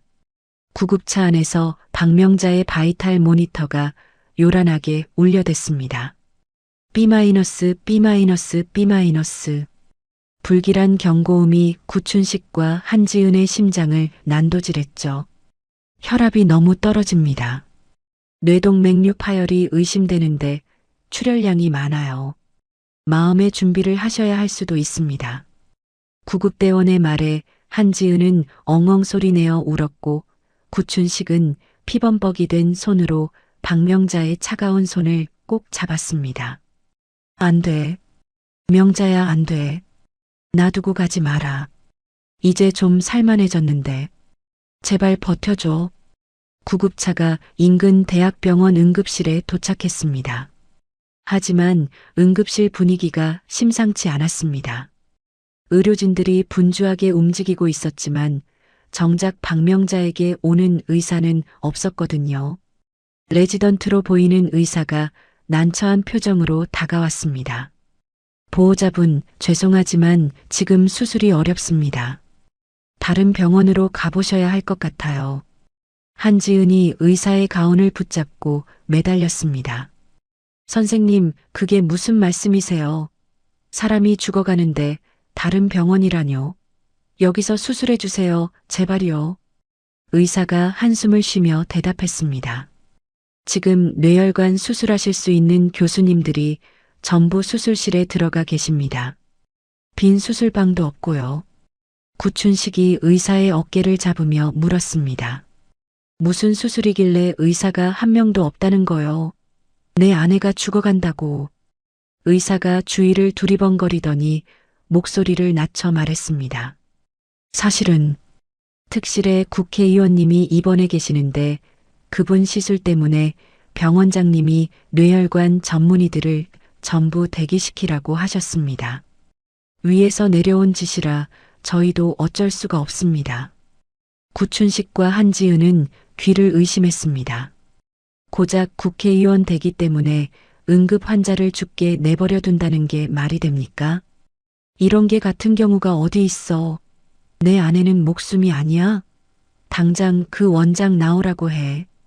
구춘식이 고함을 질렀지만 병원 보안 요원들이 달려와 그를 제지했습니다.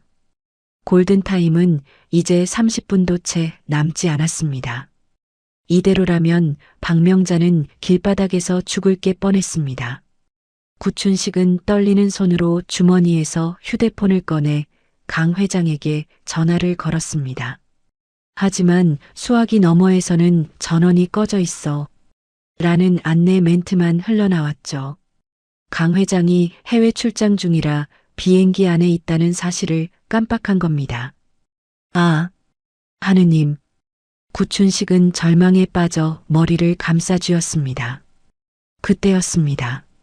응급실 로비 벽면에 걸린 역대 이사장들의 사진 액자가 구춘식의 눈에 들어왔습니다. 구춘식의 시선이 한 사진에서 딱 멈췄습니다. 사진 밑에는 병원 재단 이사장 조태호라는 이름이 적혀 있었습니다. 구춘식의 동공이 지진이라도 난 듯 흔들렸습니다. 조태호, 독사 조태호, 조태호. 그는 30년 전 구춘식의 조직과 피 튀기게 싸웠던 라이벌 조직의 보스였습니다. 구춘식이 직접 다리를 부러뜨려 평생 지팡이를 짚게 만들었던 구춘식에게 뼈에 사무친 원한을 가진 인물이었죠. 그가 이 병원의 주인이라니 운명치고는 너무나 가혹한 장난이었습니다. 아버님, 왜 그러세요? 아는 분이에요? 한지은이 울먹이며 물었습니다. 구춘식은 대답 대신 응급실 침대 위에 누워있는 박명자를 바라보았습니다. 호흡이 멈출 듯 말 듯 위태로운 아내의 얼굴. 구춘식의 주먹이 하얗게 질릴 정도로 꽉 쥐어졌습니다. 지은아, 엄마 잘 지키고 있어라. 내가 의사 데려오마. 아버님? 어디 가시는데요? 한지은이 불렀지만 구춘식은 뒤도 돌아보지 않고 엘리베이터 쪽으로 걸어갔습니다. 구춘식은 알고 있었습니다.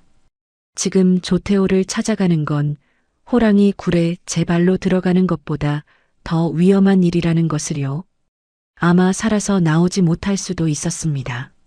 하지만 구춘식은 엘리베이터 버튼을 누르며 나직하게 중얼거렸습니다. 명자야, 조금만 기다려라. 내 목숨을 내놓는 한이 있어도 너는 반드시 살린다. 띵 마이너스. 엘리베이터 문이 열리고 구춘식은 이사장실이 있는 최상층 버튼을 꾹 눌렀습니다. 엘리베이터 문이 닫히는 그 짧은 순간 구춘식의 얼굴에는 죽음을 각오한 가장의 비장함이 서려 있었습니다. 챕터 7 핏빛 사제와 아버지의 무릎. 이사장실의 육중한 마호간이 문이 쾅 소리를 내며 열렸습니다. 넓은 집무실 안 최고급 가죽 소파에 앉아 스테이크를 썰고 있던 남자가 천천히 고개를 돌렸죠. 백발이 성성하지만 눈빛만은 독사처럼 매서운 남자, 바로 조태호 이사장이었습니다. 조태호가 나이프를 쥔 채 피식 웃음을 터뜨렸습니다. 이게 누구야? 천하의 구춘식이 아니신가? 네가 제 발로 여길 다 들어오고 죽고 싶어 환장했냐? 조태호가 지팡이를 짚고 절뚝거리며 일어섰습니다. 불편한 다리를 끌 때마다 바닥에서 끽 하는 소리가 났습니다. 그 소리가 마치 구춘식의 심장을 긁어대는 것 같았죠. 구춘식은 망설임 없이 차가운 대리석 바닥에 무릎을 꿇었습니다. 쿵! 건장한 사내의 무릎이 바닥에 닿는 소리가 적막한 집무실을 울렸습니다. 태호야, 아니 이사장님. 내가 이렇게 빈다. 제발 내 아내 좀 살려주라. 네가 하라는 대로 다 하겠다. 내 목숨이라도 내놓으라면 내놓을게. 구춘식이 바닥에 이마를 대고 조아렸습니다. 조태호는 그 모습을 보며 기가 차다는 듯 헛웃음을 지었습니다. 그는 테이블에 있던 와인 잔을 들어 구춘식의 머리 위에 천천히 쏟아부었습니다. 붉은 와인이 구춘식의 얼굴과 흰 와이셔츠를 타고 뚝뚝 떨어져 내렸죠. 마치 피를 뒤집어 쓴 것처럼 보였습니다. 꼴 좋다 구춘식. 너도 사랑이니 뭐니 하는 걸 하냐? 30년 전에 내 다리 부러뜨릴 때는 피도 눈물도 없던 놈이 여자 하나 때문에 내 앞에서 무릎을 꿇어. 조태호가 비아냥거렸지만 구춘식은 미동도 하지 않았습니다. 와인이 눈으로 들어가 따가웠지만 눈 하나 깜짝하지 않고 애원했습니다. 그래, 내가 죽일 놈이다. 내 다리 그렇게 만든 거 평생 후회하며 살았다. 오늘 여기서 날 죽여도 좋으니 제발 수술방만 열어다오. 지금 1분 1초가 급하다. 제발. 구춘식의 목소리가 처절하게 떨렸습니다. 조태호는 묘한 승리감과 함께 배알이 꼴리는 기분을 느꼈습니다. 자신은 평생을 복수심에 불타 살았는데 정작 원수인 구춘식은 가족을 위해 자존심 따위는 헌신짝처럼 버리고 있었으니까요. 조태호가 먹던 스테이크 나이프를 바닥에 쨍그랑 던졌습니다. 나이프가 구춘식의 무릎 앞에 떨어졌습니다. 말로만? 그건 너무 쉽지 않나? 내 다리 병신 만든 값은 치러야지. 내 손가락이라도 하나 자르면 내 진심으로 받아주마. 조태호의 잔인한 제안에 구춘식은 일말의 망설임도 없었습니다. 구춘식은 바닥에 떨어진 나이프를 덥석 집어들었습니다. 그의 눈빛은 이미 제정신이 아니었습니다. 오로지 아내를 살려야 한다는 일념뿐이었죠. 고맙다. 이걸로 내 아내 살려주는 거다. 약속 지켜라. 구춘식이 나이프를 거꾸로 쥐고 자신의 왼쪽 새끼손가락을 향해 내리찍으려 했습니다. 그의 손에 핏대가 솟구쳤습니다. 으아! 휙! 탁! 나이프가 손가락에 닿기 직전 조태호의 지팡이가 날아와 구춘식의 손등을 강하게 후려쳤습니다. 나이프가 튕겨나가 벽에 박혔습니다. 구춘식이 멍한 눈으로 조태호를 올려다보았습니다. 왜? 왜 막는 거야? 이거면 된다며. 조태호가 질린다는 표정으로 혀를 찼습니다. 독한 놈 여전하구나. 진짜로 자를 줄은 몰랐네. 조태호는 바닥에 널브러진 구춘식을 내려다보며 씁쓸한 표정을 지었습니다. 과거 천하를 호령하던 주먹이 이제는 늙고 병든 아내를 위해 피눈물을 흘리는 모습. 그것은 조태호가 알던 구춘식이 아니었습니다. 동시에 자신이 평생을 바쳐 미워했던 대상이 사라져버린 듯한 허무함이 밀려왔죠. 조태호가 책상 위에 수화기를 들었습니다. 원무과장 받고. 나야 조태호. 지금 당장 특실 김 의원 수술 취소해. 수화기 너머에서 당황한 목소리가 들려왔지만 조태호는 버럭 소리를 질렀습니다. 시끄러워. 내가 책임진다고. 지금 응급실에 있는 뇌동 맥류 환자부터 수술방 올려. 김 교수 투입하고 헬기 띄워서 지원 인력 다 불러. 환자 잘못되면 너희들 다 옷 벗을 줄 알아. 조태호가 수화기를 거칠게 내려놓았습니다. 그리고는 지팡이로 문을 가리키며 축객령을 내렸습니다. 빚은 이걸로 퉁친다. 꼴 보기 싫으니까 당장 꺼져. 그리고 다시는 내 눈앞에 나타나지 마라. 구춘식은 붉게 충혈된 눈으로 조태호를 바라보았습니다. 그리고는 바닥에 머리를 쿵쿵 찌으며 오열했습니다.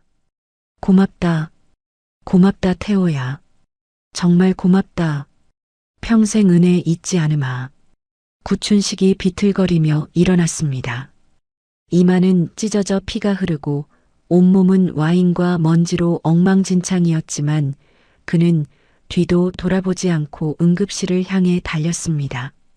그 시각 응급실은 갑자기 분주해졌습니다. 축 처져 있던 의료진들이 전화를 받더니 눈빛이 변했습니다. 야, 빨리 움직여. 이사장님 특별 지시 떨어졌다. 1번 수술방 열어. 김 교수님 내려오신단다. 바닥에 주저앉아 울고 있던 한지은이 고개를 번쩍 들었습니다. 간호사들이 박명자의 침대를 밀며 다급하게 외쳤습니다. 박명자 환자분, 수술 들어갑니다. 보호자분 비키세요. 한지은은 영문을 모른 채 침대를 따라 뛰었습니다. 닫혀있던 수술실 문이 활짝 열리고 의료진들이 박명자를 데리고 안으로 사라졌습니다. 수술 중 램프에 빨간 불이 탁 하고 들어왔습니다. 어머니. 한지은이 수술실 문 앞에 털썩 주저앉았습니다. 그때 복도 끝에서 누군가 절뚝거리며 걸어왔습니다. 한지은이 그를 보고 비명을 질렀습니다. 아버님. 구춘식이었습니다. 하지만 그의 몰골은 말이 아니었습니다. 머리와 와이셔츠는 붉은색으로 범벅이 되어 있었고 이마에서는 피가 뚝뚝 떨어지고 있었죠. 한지은이 달려가 구춘식을 부축하며 울부짖었습니다. 이게 무슨 꼴이에요? 피가 너무 많이 나잖아요. 누구랑 싸우신 거예요? 네. 구춘식은 거친 숨을 몰아쉬며 수술 중 램프를 바라보았습니다. 그의 눈에는 안도감과 슬픔이 뒤섞여 있었습니다. 구춘식이 떨리는 손으로 피 묻은 이마를 쓱 닦으며 덤덤하게 말했습니다. 아니다. 급하게 오느라 계단에서 좀 넘어졌다. 별거 아니다. 별거 아니라니요. 이렇게 피가 나는데. 의사 선생님 불러올게요. 한지은이 일어나려 하자 구춘식이 그녀의 손을 꽉 잡았습니다. 됐다. 지금 명자가 수술 중인데 내가 어디를 가냐. 난 괜찮다. 여기 있어야 해. 구춘식은 수술실 앞 의자에 무겁게 엉덩이를 붙였습니다. 그리고는 두 손을 모으고 기도를 시작했습니다. 피 묻은 손이 덜덜 떨리고 있었습니다. 한지은은 그런 시아버지의 어깨를 감싸 안고 하염없이 눈물을 흘렸습니다. 그가 누구에게 무릎을 꿇었는지 어떤 굴욕을 견뎠는지 한지은은 알 수 없었습니다. 하지만 아버님의 저 피투성이 모습이 어머니를 살려낸 기적이라는 것만은 알 수 있었죠. 시간은 더디게 흘렀습니다. 1시간, 2시간, 어느덧 8시간이 지났습니다. 창밖은 이미 어둑어둑해졌습니다. 구춘식은 화석처럼 굳어 움직이지 않았고 한지은은 지쳐서 꾸벅꾸벅 졸다 깨기를 반복했습니다. 그때 수술실 위에 빨간 불이 꺼졌습니다. 달칵? 문이 열리고 초록색 수술복을 입은 김 교수가 피곤한 기색이 역력한 얼굴로 걸어 나왔습니다. 구춘식과 한지은이 용수철처럼 튀어나갔습니다. 선생님, 제 아내 명자는 어떻게 됐습니까? 구춘식이 의사의 손을 잡으려다 자신의 손에 묻은 피를 보고 황급히 거두며 물었습니다. 의사가 마스크를 벗으며 옅은 미소를 지었습니다. 기적입니다. 출혈이 심해서 걱정했는데 다행히 고비는 넘겼습니다. 이사장님이 헬기로 혈액 공수까지 해주신 덕분입니다. 수술은 아주 성공적입니다. 아, 감사합니다. 감사합니다. 구춘식의 다리에 힘이 풀렸습니다. 그가 바닥으로 스르르 무너져 내렸습니다. 긴장이 풀리자 참았던 눈물이 댐이 터지듯 쏟아져 나왔습니다. 명자야, 고생했다. 정말 고생했다. 한지은도 구춘식의 등을 끌어안고 엉엉 울었습니다. 아버님 살았어요. 엄마 살았어요. 구춘식은 바닥에 주저앉은 채 어린아이처럼 소리내어 울었습니다. 평생을 주먹으로 살아온 사내, 누구 앞에서도 고개를 숙이지 않았던 큰형님 구춘식. 하지만 오늘 그는 아내를 위해 무릎을 꿇었고 이제는 기쁨의 눈물을 흘리고 있었습니다. 병원의 차가운 복도에 구춘식의 울음소리가 메아리 쳤습니다. 그것은 한 가장의 처절하고도 위대한 승리의 함성이었습니다. 챕터 8 진짜 가족의 탄생, 그리고 새로운 출발. 한 달이라는 시간이 화살처럼 빠르게 지나갔습니다. 박명자가 입원해 있는 병실 창가로 따스한 햇살이 쏟아져 들어오고 있었죠. 침대 옆에는 구춘식이 곰 같은 덩치를 잔뜩 웅크리고 앉아 과도를 쥐고 있었습니다. 그의 투박하고 흉터진 손이 움직일 때마다 빨간 사과가 귀여운 토끼 모양으로 변신하고 있었어요. 자, 여보. 해봐. 토끼 들어간다. 구춘식이 토끼 사과를 박명자의 입에 넣어 주었습니다. 박명자가 오물오물 사과를 씹으며 눈을 흘겼습니다. 아유, 남사스럽게 왜 이래요? 내가 손이 없어 발이 없어? 간호사 선생님들 보잖아요. 박명자가 타박했지만 입가에는 행복한 미소가 번졌습니다. 그때 병실 문이 드르륵 열리고 한지은이 양손 가득 도시락 보따리를 들고 들어왔습니다. 한지은의 얼굴은 지난달보다 훨씬 밝고 건강해 보였죠. 어머니, 아버님, 식사하세요. 오늘 메뉴는 어머니가 제일 좋아하는 호박잎쌈이랑 강된장 해왔어요. 병원밥 맛없으시죠? 한지은이 보따리를 풀자 구수한 냄새가 병실 가득 퍼졌습니다. 구춘식이 코를 킁킁거리며 반색했습니다. 오, 역시 우리 며느리밖에 없다. 병원밥은 싱거워서 도저히 못 먹겠더구나. 세 사람은 둘러앉아 도란도란 밥을 먹었습니다. 방송사고로 전국에 생중계되었던 박명자의 쓰러짐은 오히려 전화위복이 되어 돌아왔습니다. 아내를 살리기 위해 자존심도 버린 전직 조폭 남편이라는 스토리가 퍼지면서 가게는 사랑꾼 맛집으로 불리며 더욱 문전성시를 이루게 되었으니까요. 지은아, 가게는 괜찮냐? 나 없어서 힘들지? 구춘식이 물었습니다. 한지은이 씩씩하게 대답하며 밥그릇에 반찬을 올려주었습니다. 걱정 마세요. 강 회장님이 보내준 직원들이 얼마나 일을 잘하는지 몰라요. 그리고 이제 저도 베테랑이잖아요. 아버님 레시피 완벽하게 전수받았는걸요? 식사가 끝날 무렵 구춘식이 품 안에서 두툼한 서류 봉투 하나를 꺼내 한지은 앞으로 밀었습니다. 이게 뭐예요, 아버님? 한지은이 눈을 동그랗게 뜨고 물었습니다. 구춘식은 쑥스러운 듯 뒷머리를 극적이며 말했습니다. 가게 명의 변경 서류랑 통장이다. 도장만 찍으면 이제 가게는 완전히 내 거야. 네? 그게 무슨 말씀이세요? 아버님 은퇴하시게요? 아직 정정하신데 왜요? 한지은이 펄쩍 뛰며 손사래를 쳤습니다. 하지만 구춘식의 표정은 단호하면서도 평온해 보였습니다.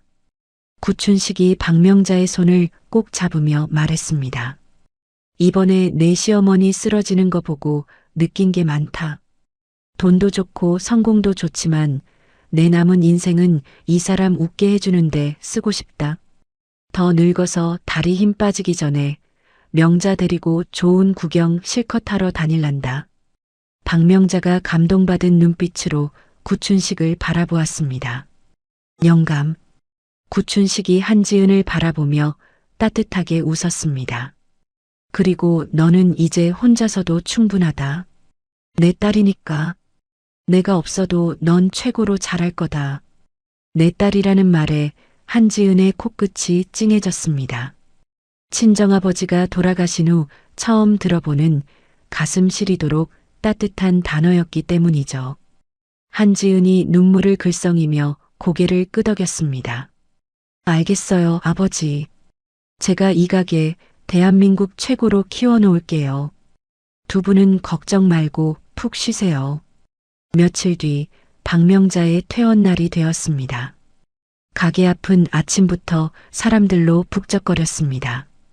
동네 사람들과 직원들이 모두 나와 두 사람의 새로운 출발을 축하해주기 위해 기다리고 있었거든요. 그런데 가게 앞에 웬 집채만 한 버스 같은 차가 서 있었습니다. 최신형 럭셔리 캠핑카였습니다. 캠핑카 앞에는 강 회장이 보낸 거대한 화환이 놓여 있었습니다. 형님, 인생 이막 즐겁게 달리십시오. 기름값은 평생 제가 됩니다. 마이너스 아우 강철중 올림. 우와, 대박이다.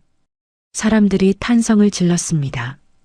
그리고 그 옆에는 조금 뜬금없는 화환도 하나 있었습니다. 밥 한번 먹자. 수술비는 퉁쳤다. 마이너스 좋대요. 구춘식이 그 화환을 보고 피식 웃음을 터뜨렸습니다. 이 독사 같은 놈 즐기기도 하지. 나중에 밥이나 한 끼 사줘야겠구만. 한지은이 캠핑카 냉장고에 반찬통을 테트리스 하듯 꽉꽉 채워 넣으며 소리쳤습니다. 엄마, 아빠, 여기 김치찜이랑 제육볶음이랑 밑반찬 다 넣어놨어요. 떨어지면 바로 연락하세요. 총알 배송 쏠게요. 박명자가 캠핑카 조수석에 앉아 창문을 내리며 손을 흔들었습니다. 그래, 고맙다 지은아. 우리 걱정 말고 너도 건강 챙겨라. 밥 굶지 말고. 구춘식이 운전석에 앉아 선글라스를 끼었습니다. 그 모습이 흡사 영화 속 주인공처럼 멋져 보였죠. 구춘식이 한지은을 향해 엄지를 치켜 세웠습니다. 간다. 가게 잘 부탁한다. 사장님. 부릉. 육중한 캠핑카 엔진 소리가 골목을 울렸습니다. 한지은과 직원들, 동네 사람들이 일제히 손을 흔들며 배웅했습니다. 잘 다녀오세요. 건강하세요. 큰형님, 만수무강하십시오.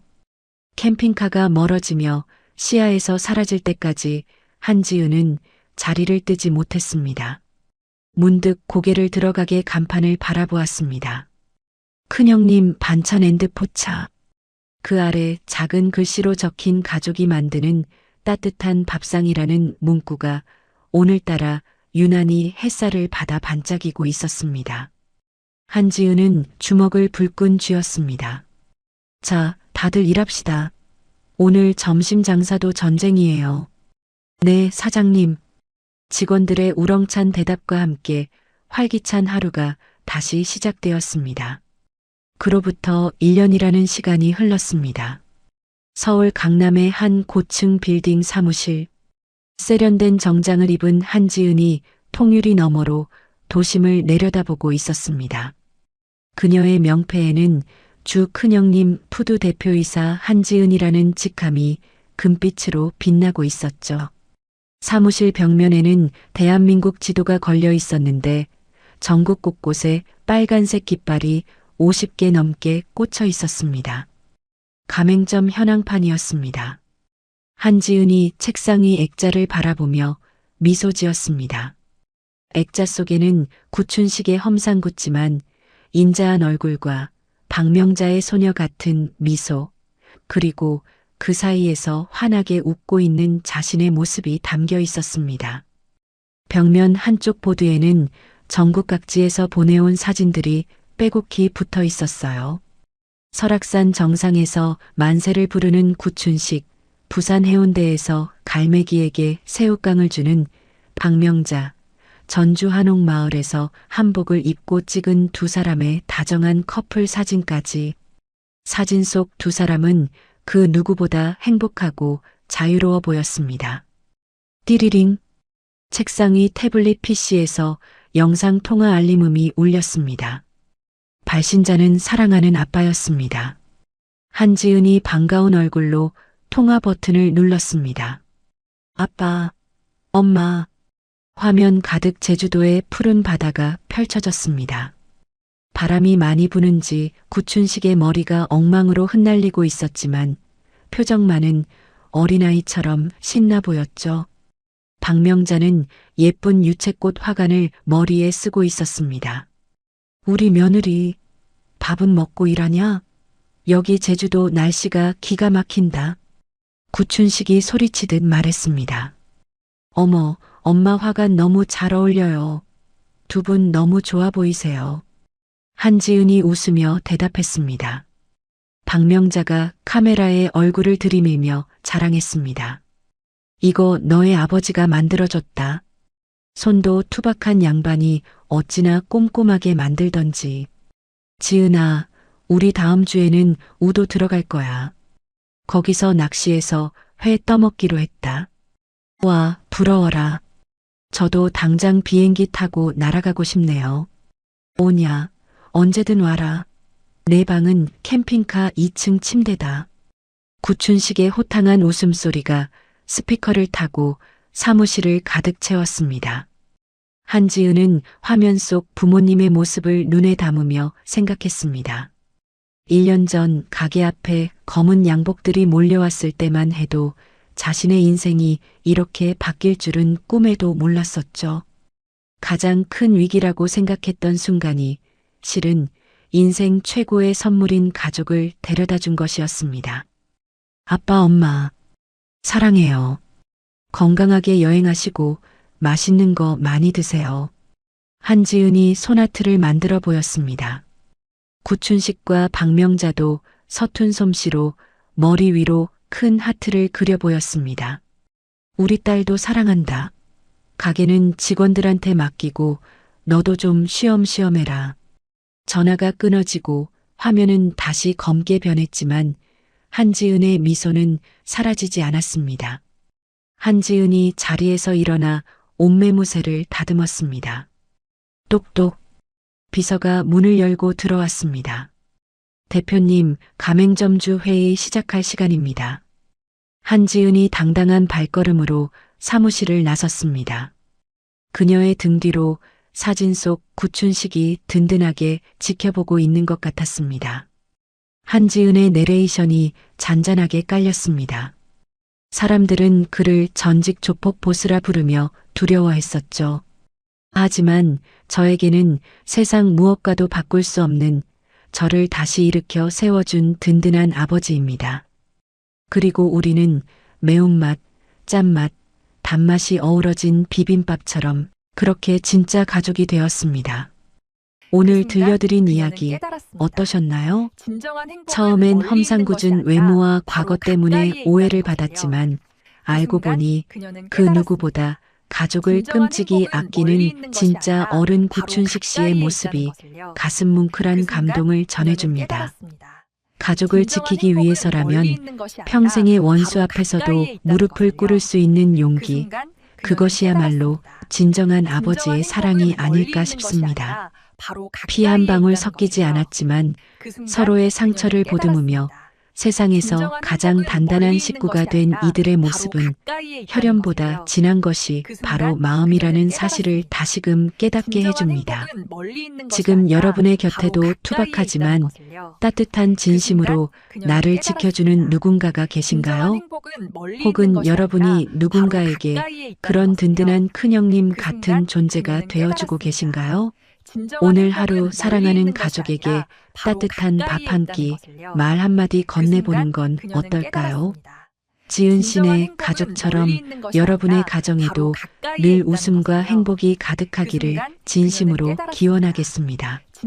이야기를 끝까지 들어주신 분이 계시다면 잘 들었다고 구독과 좋아요, 댓글 하나만 남겨주세요.